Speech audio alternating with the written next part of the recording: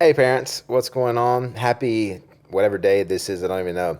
Good evening, good morning, good day, whenever you're watching this, whatever time you're watching this, good, whatever that is to you.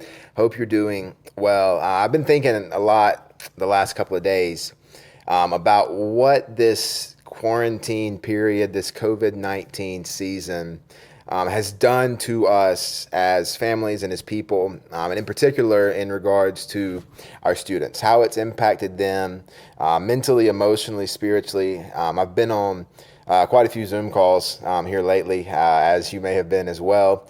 Quite frankly, tired of Zoom calls, but that's a whole other story.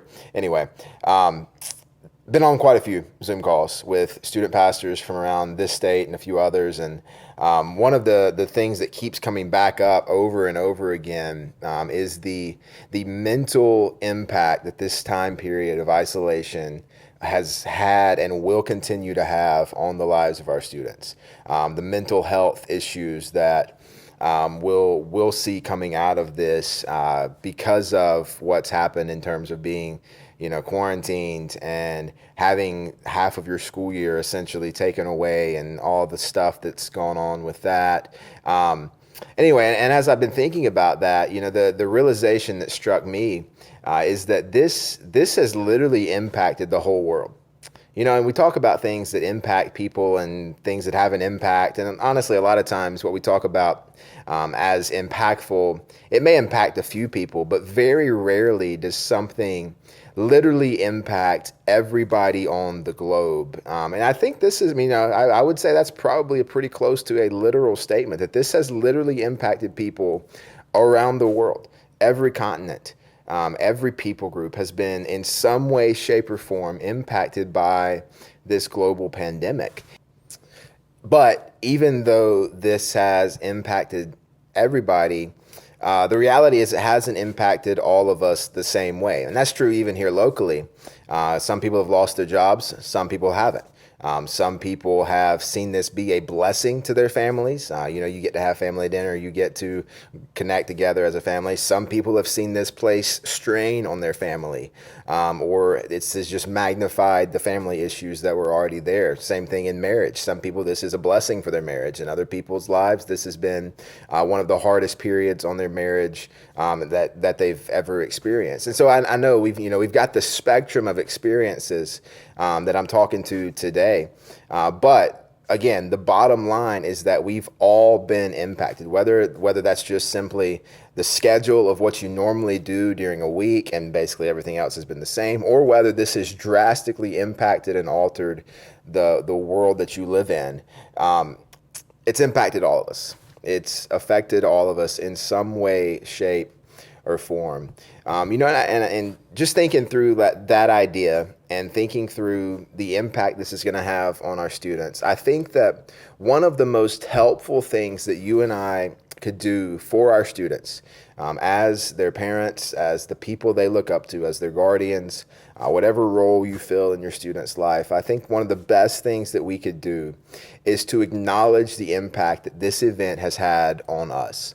And what I mean by that is we've got to do a little introspective work and ask ourselves, how has this season impacted and changed me? What have I learned about myself? What areas of weakness have I found in myself? How has God used this to grow me? How does this make me feel? Have I felt anxious? Have I been worried? Am I more stressed out now than I was going into this? Has some of that bled over into the relationships with the people around me? But how has this impacted me? And then how am I dealing with it?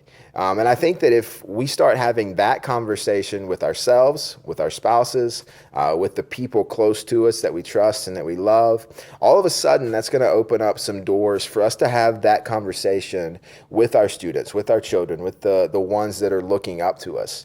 Because the reality, again, is that this season has impacted them too.